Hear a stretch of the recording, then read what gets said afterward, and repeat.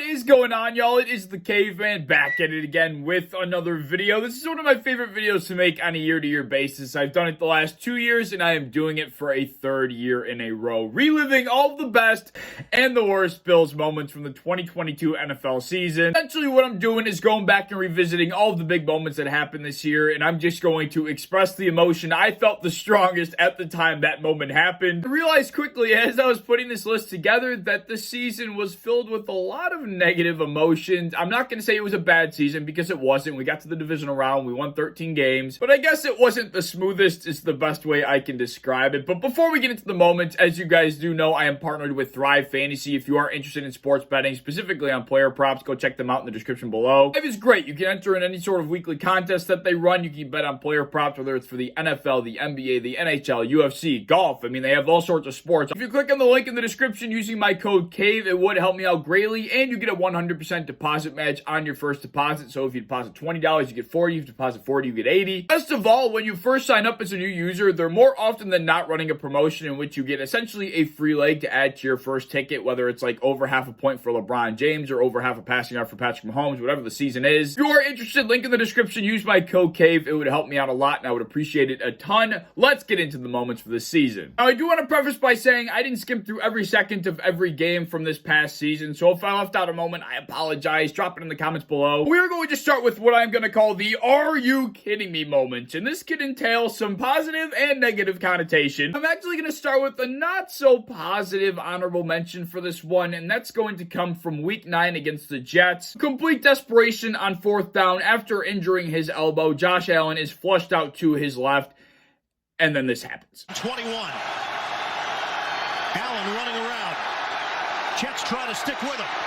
Allen tosses, deep ball on the way, incomplete. He stayed attached, or what they call plastered to the receiver. Not only is it unfortunate for the game's sake that Gabe had to drop that ball, but it's also unfortunate for the sake of history. When I tell you that was one of the greatest throws I have ever witnessed with my own 2 eyes, that's not an exaggeration. Josh didn't even throw up a prayer. A prayer is throwing it into a bunch of bodies, hoping it bounces off of somebody, and that was a statement ball. Thrown on a line absurdly deep down the field from where he was standing, just after injuring his elbow, goes right in the breadbasket, and unfortunately, Gabe cannot come up with it. Anyways, now for the actual good and bad "are you kidding me" moments. We're going to start with the bad, which comes from the same game, ironically enough. First drive of the game offensively, we are moving down the field with assertion. It's looking like we're going to strike any second. And then this happens. Bill's debut for Nyheim Hines. They fake it to him. Allen intercepted. He's picked off along the sideline.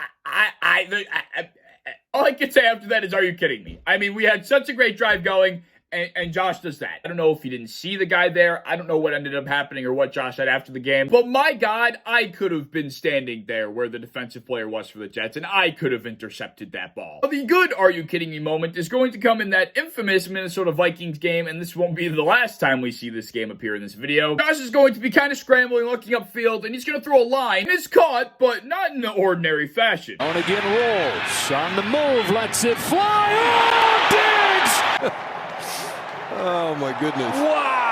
That is unbelievable. Diggs only needs one hand. The second it hit the palm, it was stuck, and he was reaching full extension. That was a remarkable catch. One of the best of the year, not just for the Bills, but overall. We all know Diggs is capable of it, but he's not a star receiver for those kinds of reasons. It's because of his separation ability, his route running, his run after catch. And when you consider how hard and fast that ball was thrown, it makes the catch that much better. One of the best of the year. Next, I have the "what the fuck is happening" moment, and there are 2 very, very, very fitting moments from this season for this category. Start with the bad, and that is going to come in that Minnesota Vikings game, and it's going to be the play that happened on our own goal line. Zero breathing room. He tries to sneak it. The ball is loose.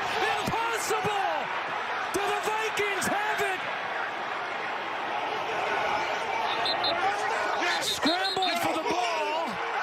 It is a touchdown. There's no way to really describe. All you can do is watch and marvel. You kind of feel that leading up to that play, something bad could happen because of the way the Vikings were really stacking over the center. Just knowing Josh was going to be going that way did make me slightly uneasy, but I didn't think that was going to happen. That was the last result I expected. Such a fluky play that I feel like only could happen to like the Buffalo Bills and maybe the Detroit Lions. On the other hand, we did have some good "what the fuck is happening" moments happen to us, specifically coming against the Miami Dolphins in week number 3. This was a hard-fought battle. I wanted to win this game so damn bad to shut up all those Dolphins fans that were talking crazy all offseason. And were those guys tired as shit? Everybody was dogging it. We were out in the sun and they had the shade. We all remember that whole narrative, but this was the play that I was like, what the hell is going on? I don't know, this is risky. It is, oh my goodness, blocked indeed.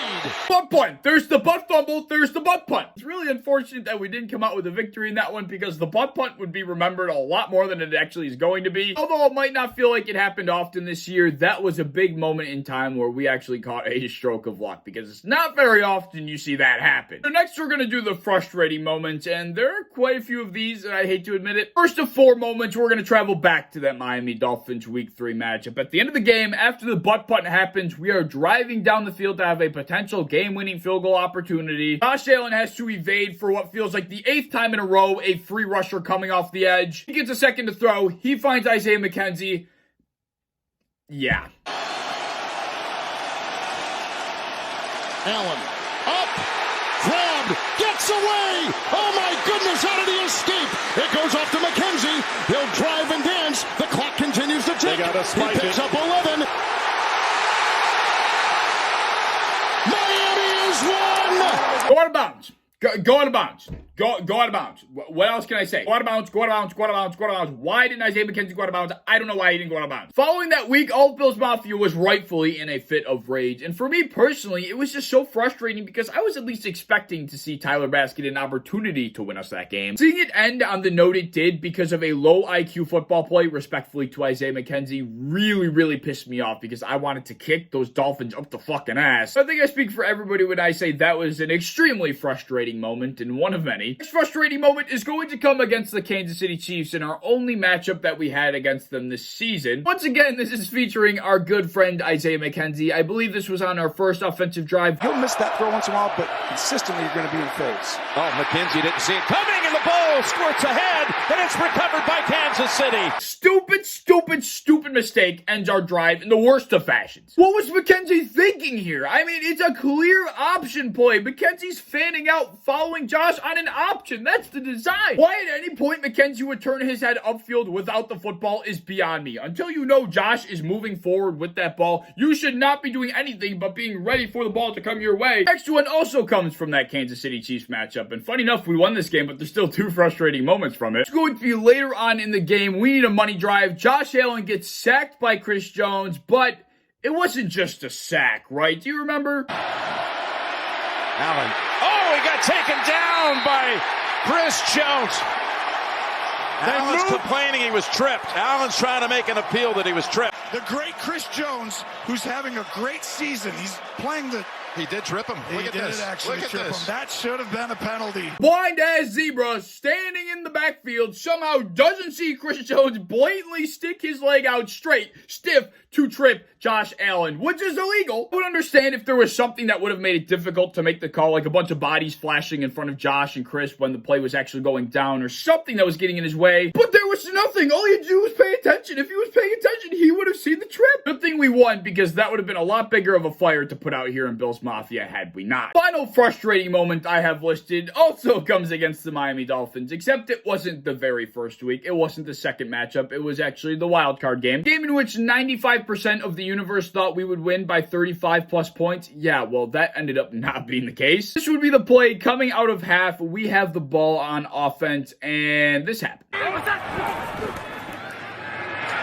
a good ball comes out of his hands, and it's toward the end zone, picked up, and Miami with the touchdown and the lead. I mean, I was beyond frustrated at that point, considering how the first half went and the way it kind of ended, and they had so many opportunities because of bad offensive mistakes, and they were kicking field goal after field goal after field goal, and they were getting so many chances. To see that happen, and then they take the lead with Skylar Thompson under center, I mean, I was calm on the outside, but I was boiling over inside. I mean, that was beyond inexcusable. What makes it that much more frustrating in the grand scheme is that was far from the first or the last time that a free rusher came in on Josh Allen. Except the difference in that instance was he didn't see him coming and he couldn't make a move to go around him, because usually when there's a free rusher coming at Josh, he evades the guy. Trials and tribulations of the Buffalo Bills offensive line, they're not fun to experience, let me tell you that. Let's cover some positive moments. I'm going to call these is the hype moments of the season. We're going to rewind all the way back to week number 1 against the Los Angeles Rams. Josh Allen is rolling out right. He launches a cannon over the top behind the secondary to Stephon Diggs. He catches the ball in the end zone and he stares into Jalen Ramsey's soul. Completely disrespects the shit out of him. 34, Allen stepping up and now floating it downfield, and Diggs is behind the secondary. Stumbles, but brings it in.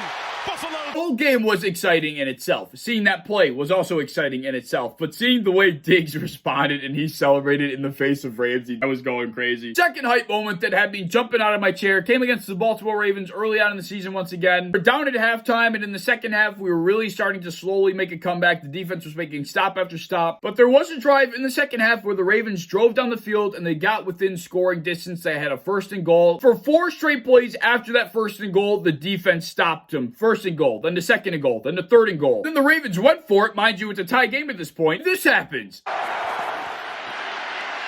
Ravens go for it on 4th and goal. Jackson fading. Jackson throws.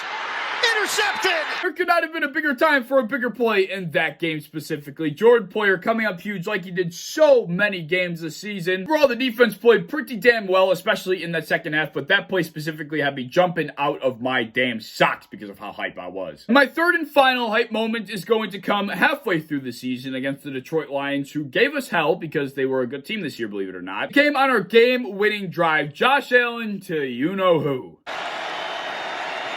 Steps into it, down the middle. He's open. Oh my goodness, how did he get that open? Once again, another cannon shot coming from Josh Allen's arm right up the gut. Stephon Diggs makes a tough catch in traffic. Considering the way that game had gone, I'm not sure if we win that game, because if we don't get the ball in overtime, who knows if we're making a stop against that offense. That play specifically had me crazy hype on Thanksgiving. I forgot it was Thanksgiving. It just popped into my head. So that was a great way to end the day. If we would have lost that game, that would have been a relatively shitty Thanksgiving, I gotta say. Right, back to the negative. I have the 2 disappointing moments of the season. Now, I often probably felt disappointed, but these were the 2 moments where I truly wasn't upset. I wasn't angry. I wasn't salty. I wasn't mad. I wasn't any of those things. I was purely disappointed, honestly. That's it. Of course, we have to return to that stupid Minnesota Vikings game. After everything that happened in regulation, we get to overtime. The defense holds the Vikings to 3, and then this happens. Out. 2nd and 10. Allen steps up and throws an interception. Patrick Peterson. And in this heavyweight bout, the Vikings with the knockout blow. After the way that whole game went, all that we wanted was to win so we could forget about all of the bullshit. Instead, that was Josh's decision. I still don't know why. It was 1st and 10. Did not need to take a shot like that in that scenario. And yeah, I mean, disappointment after that kind of game and the way it ended in that fashion. I mean, disappointing is really the only way to describe it. The other disappointing moment from this season isn't even a moment. It's kind of an entire game, being the game against the Cincinnati Bengals in the divisional round. There's such a rocky road after the season was so damn difficult and we overcame so much adversity. To see us go out the way we did really broke my heart. But yeah, I don't want to talk about that for too long. Certainly 2 very disappointing moments of the year. Back to some positivity, I have what I'm going to call the relieving moments from this past season. Going back to that Chiefs game, the Chiefs have the ball on offense and they have a potential game-winning drive unfolding. Get to a 3rd down, and this is actually what happens. 3rd and 6. Are you going to double Kelsey, or are you going to leave him one-on-one at the top of the screen? Here's Mahomes. Got time. Now comes Miller to bring him down back at the 21-yard line. Relief really is the emotion that overwhelmed me in that moment. Not just because we got the Chiefs off the field and we eventually won the game, but because after the way the divisional round went against them a couple years ago, where we could not sack Patrick Mahomes, we could not bring him to the ground, and he was terrorizing us with his playmaking ability with his legs all game. To see our offseason acquisition make such a big play in such a big moment was just so relieving, because that was the exact scenario against that exact human being that we got Von Miller for. All offseason, us BillsMafia preached we need an edge rusher that can get a quarterback to the ground. Kind of felt like everything just kind of came full circle. And to go and get Von Miller, to see him do that in the only game we played against the Chiefs, was just a simple sigh of relief, if I'm being honest. The other extremely relieving moment from this season came in that Detroit Lions game after we had the connection from Josh to Diggs. We get in field goal range, and Tyler Bass does this. Huge Tyler Bass from 45, and the kick. Oh, it's good! Pretty straightforward, right? A game-winning field goal, but to explain my emotions in that moment, one, it was Thanksgiving. I did not want the rest of my day to be shitty because the Bills lost. I also had pressure released off of my shoulders. This was a huge win just for the morale of the football team. After what we had been experiencing a few weeks prior, Super Bowl favorites simply could not lose to the Lions. I get they were a good team last year. It's a humongous pick-me-up, so thank you to Tyler Bass for taking a lot of pressure off of our shoulders at the time. And now for our final two categories, we're going to get the worst moment overall out of the way. Did include the Cincinnati game under this category as well because it really was rock bottom for us. But I'm just going to get the other one out of the way. I don't want to see it. Kirk Cousins back to throw on 4th and 18. He's given time. He wants Jefferson. Climbs the ladder. Oh my goodness! Look back at this.